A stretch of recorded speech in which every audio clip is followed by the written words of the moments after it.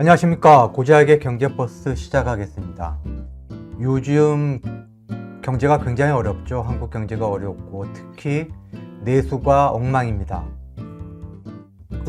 제가 마포역 근처에 1년 전만 해도 전화 예약을 하지 않으면 자리가 없던 그런 유명한 식당에 며칠 전에 가봤는데 점심시간에도 자리가 절반 이상이 비어 있어요. 전혀 예약할 필요가 없습니다. 그만큼 경기가 어렵다. 특히 내수가 어렵다.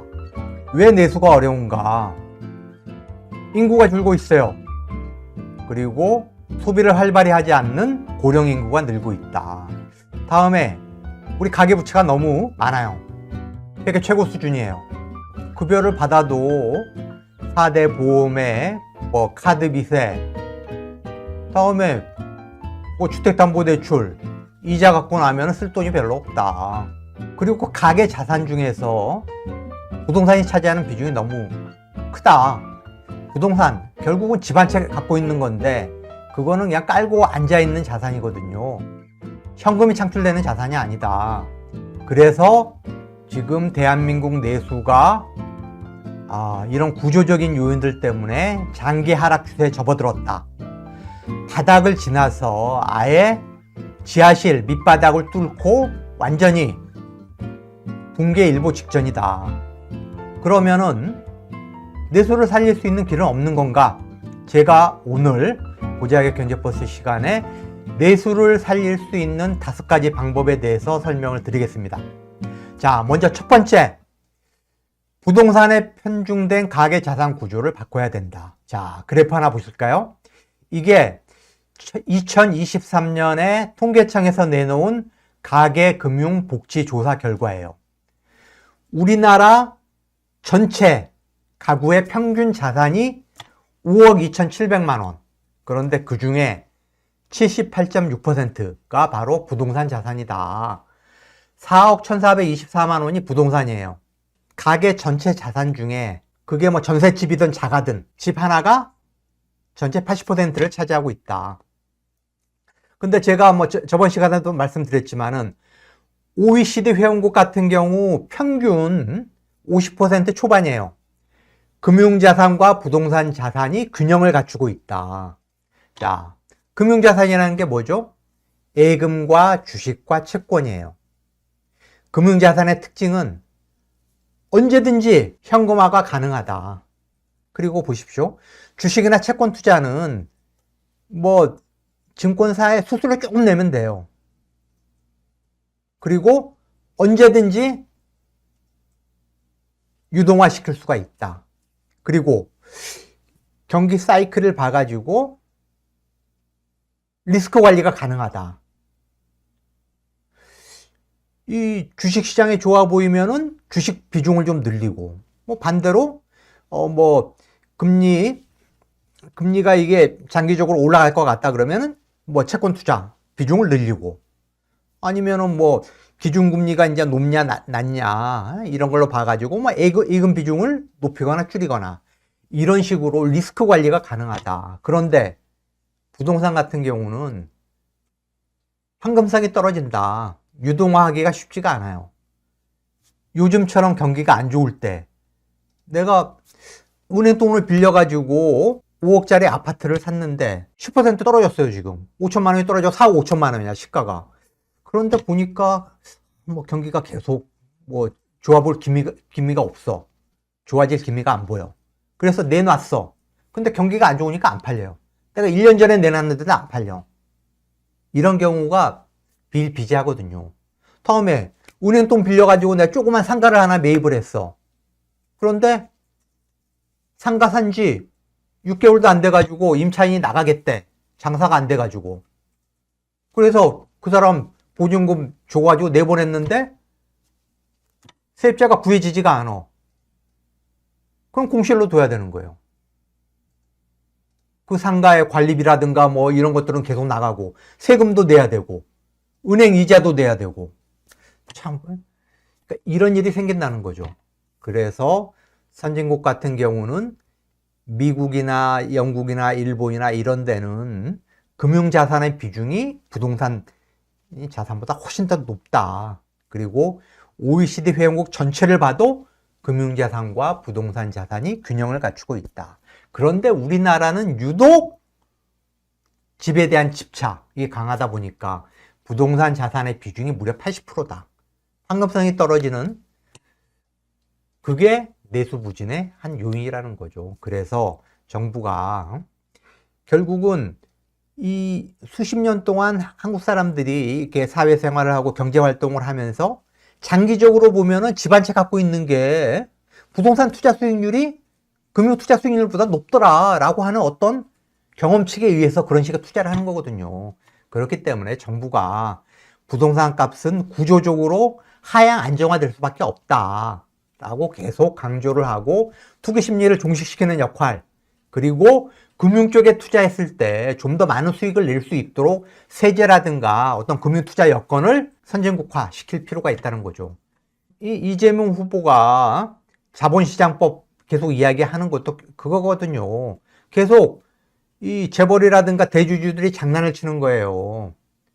자기 자식한테 증여를 해야 되는데, 기업을 물려줘야 되는데 주가가 너무 높으면 자기가 감당이 안 돼. 인위적으로 주가를 막 떨어뜨리고, 다음에 막 기업을 막 쪼개가지고 쪼개기 또 상장을 하고, 이 소액 주주들의 이익을 침해하는 이런 일들이 빈번하다 이거예요. 국내 주식시장은. 그런 것들을 바로 잡아야 된다. 자, 두 번째, 2차 베이비 부머가 지금 이제 은퇴를 시작했어요. 제가 1차 베이비 부머 세대의 막내격이에요. 근데 2차 베이비 부머는 1964년생부터 1974년생까지 무려 954만 명이에요. 우리나라 전체 인구의 5명 중에 1명, 19% 정도 돼요. 엄청나게 많아요. 그리고 1차 베이비 부머 세대에 비해서 상대적으로 자산을 많이 축적한 세대다. 그래서 뭐냐, 이 사람들이 이제 은퇴를 하게 되면은 경제 성장률이, 저 그래프 보시면 알겠지만은 이 한국은행이 내놓은 자료인데 한 0.38, 연간 0.38% 정도 경제 성장률이 떨어질 거다. 그리고 아무래도 은퇴를 하게 되면은 소비도 적게 할 수밖에 없죠. 그래서 제가 주장하는 건 뭐냐, 이 사람들이 자녀 세대한테 살아생전에 자산을 이전할 수 있도록 도와주자. 22대 국회에서 여당, 야당 모두 작년에 상속증여세법 개정안을 내놨어요. 지금 상속증여세법이 너무 오래전에 만들어 놓은 거여가지고 현실에 맞지 않는다는 측면도 있고, 어찌됐든 상속증여를 할 때 공제폭을 늘려줘가지고 세금 부담을 좀 줄여주는 그런 안을 내놨는데, 제 말은 뭐냐면은 죽었을 때 자녀한테 상속하는 거하고 살아생전에 증여하는 거하고 지금은 세율이 똑같아요. 그런데 살아생전에 부를 이전할 때 조금 더 유리하게, 세율을 조금 더 유리하게 조정해 주자라는 거예요. 그러면은 아무래도 2차 베이비 부모가 자기 자산을 살아생전에 뭐 30대, 40대 자녀한테 이전을 하게 되면은 참 왕성하게 경제 활동을 하고 소비 활동을 하는 세대이기 때문에 지금보다는 내수를 살리는데 도움이 될 거다라는 거죠. 다음에 세 번째, 민주당 그 이재명 후보가 작년에 워낙 내수 경기가 안 좋으니까 전 국민한테 25만 원 내지 35만 원의 민생지원금을 지역화폐, 지역사랑 상품권 이런 형태로 나눠주자라고, 추경을 편성해가지고 나눠주라고 주장을 했는데, 국민의힘이 뭐 포퓰리즘이다, 뭐 그래봤자 뭐 경기 활성화 효과 없다, 뭐 이런 식의 논리를 내세우면서 반대를 해가지고 무산이 됐는데, 지금도 여러 지방정부가, 자, 표 한번 보시죠. 뭐 전남 영광군, 김제시, 정읍시, 뭐 경기도 파주시, 광명시, 뭐 이런 많은 지자체들이 지금도 그 지역 경제를 살리기 위해서 그런 민생지원금을 지급을 하고 있거든요. 그런 것처럼 6월 3일 이제 새 정부가 출범을 하면은 저는 당연히 이 정책을 쓸 필요가 있다. 일본이 대표적인 나라인데 이 경기라는 게 사이클이 있잖아요. 경기가 좋아졌다, 나빠졌다. 특히 내수가 어려울 때 일본 정부가 많이 쓰는 방법이 소비 쿠폰이에요. 소비 쿠폰을 전 국민한테 나눠줘요.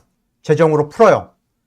그러면은 동네 경제가 살아나고 시장의 활기가 돌고, 그러니까 그런 것처럼 이 민생지원금을 적극 활용할 필요가 있다. 자, 다음에 네 번째, 서비스업 일자리를 좀 늘려보자. 앞으로 일자리가 늘어날 걸로 예상이 되는 업종도 있고 일자리가 감소할 걸로 예상이 되는 업종도 있고 한데, 물론 제조업 중에서도 뭐 반도체라든가 뭐 일부 업종은 뭐 일자리가 늘어날 걸로 예상이 되지만은, 제조업 일자리는 지금까지 계속 줄어왔어요. 최근 10년 동안 제조업 일자리는 계속 줄고 있어요.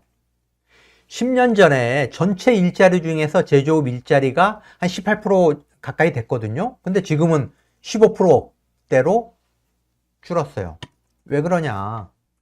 인공지능, 로봇, 이런 4차 산업혁명의 물결이 가져온 어떤 자동화, 이것이 제조업 일자리를 계속 줄이고 있는 거예요. 그래서 실제 제조업보다 훨씬 많은 고용을 창출할 수 있는 게 서비스업이거든요. 그런데 우리나라의 지금 서비스업은 너무 질이 낮은 서비스업, 음식 숙박업, 판매업, 이런 거 위주로 돼 있다. 그래서 제가 주장하는 건 뭐냐? 우리가 유럽이나 동남아 가보면 알겠지만은 관광과 관련된 많은 일자리들이 있어요.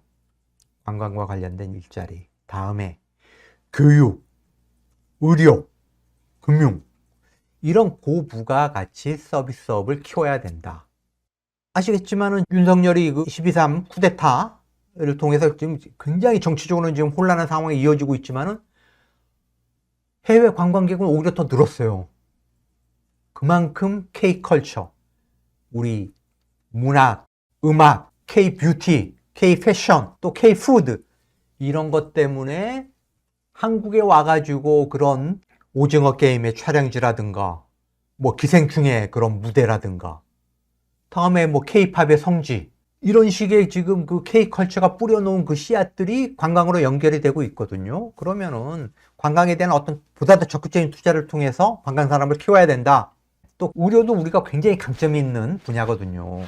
예를 들어 인천경제자유구역이라든가 제주특별자치도라든가 이런데 우리가 중동, 유럽, 동남아, 중국, 일본, 미국의 의료 소비자들을 끌어들일 수 있는 병원을 만드는 거예요. 거기서 우리가 강점이 있는 성형수술, 피부 미용, 그거를 K뷰티하고 연결을 시켜가지고 그런 의료 단지를 만들어서 많은 일자리를 만들어낼 수 있다. 그래서 한국은 제조업에 강점이 있는 나라고 제조업 강국이지만은 제조업의 일자리는 계속 최근 10년 동안 축소돼 왔고 앞으로는 더 가속화될 수밖에 없다라는 거예요. 그래서 훨씬 더 고용 창출 효과가 큰 서비스업에서 좋은 일자리를 많이 만들어내는 쪽으로 정책을 구사해 보자라는 게 제 네 번째 제안이고요. 자, 마지막으로 사교육을 때려잡아야 된다. 사교육. 그래프 한번 보시죠. 작년에 지출한 사교육비가 무려 29조 원을 넘었어요. 최근 4년 동안 23조, 26조, 27조, 29조 매년 역대 최고치를 경신하고 있어요. 학생 1인당 사교육비 지출이 30만 원대, 41만 원, 43만 원, 지금 작년에 47만 4천 원. 매년 역대 최고치를 경신하고 있는데, 그런데 보십시오. 애를 안 낳잖아요. 학생 수는 계속 줄어들어요. 작년에만 해도 초중 고등학교 해가지고 무려 학생이 8만 명이 줄었어요. 그런데도 역대 최고의 사교육비를 쓰고 있다. 바로 며칠 전에도 재밌는 뉴스가 하나 났는데, 내가 대기업의 부장이에요. 대기업의 부장이고 세금 떼고 실수령이 700만 원이야. 그러면은 한국적인 상황에서 10% 안에, 상위 10% 안에 드는 거거든요. 그런데 내가 중산층이라고 인식을 못하는 사람의 비율이 무려 30%가 넘어요. 한 달에 세금 떼고 700만 원 고액 급여를 받는 대기업의 부장이 나는 중산층이 아니다라고 생각한다는 거예요. 그 말이 됩니까? 왜 그러냐. 내가 하여튼 서울에 아파트 하나 갖고 있는데 주택담보대출로 한 달에 뭐 150만 원 내야 돼. 뭐 4대 보험에 뭐 세금에 또 애가 둘 있는데 사교육비로 애 한 놈당 50만 원씩 나가. 사교육비로 또 100만 원 돼. 그러고 나면 쓸 돈이 없다는 거예요. 쓸 돈이. 그래서 공교육을 못 믿어가지고 우리가 사교육에 돈을 처바르고 있는데, 그래서 배출한 놈들 보세요. 윤석열 같은 괴물, 한덕수 같은 괴물, 이준석 같은 이런 갈라치기 하고 혐오성 발언을 입버릇처럼 내뱉는 이런 괴물들 만들어내고 있지 않습니까? 그래서 교육을 뜯어 고쳐야 된다. 국민들이 공교육을 믿고 자녀를 맡길 수 있게. 그래서 사교육에 돈을 안 쓰도록. 그래야지만 내수가 살아날 수 있다. 자, 6월 3일에 새롭게 출범하는 대한민국 정부는 제가 말씀드린 이 5가지 꼭 실천해가지고 제발 내수를 활성화시켜 주기를 부탁드려 봅니다. 자, 오지학의 경제버스 오늘은 여기서 마치겠습니다. 고맙습니다.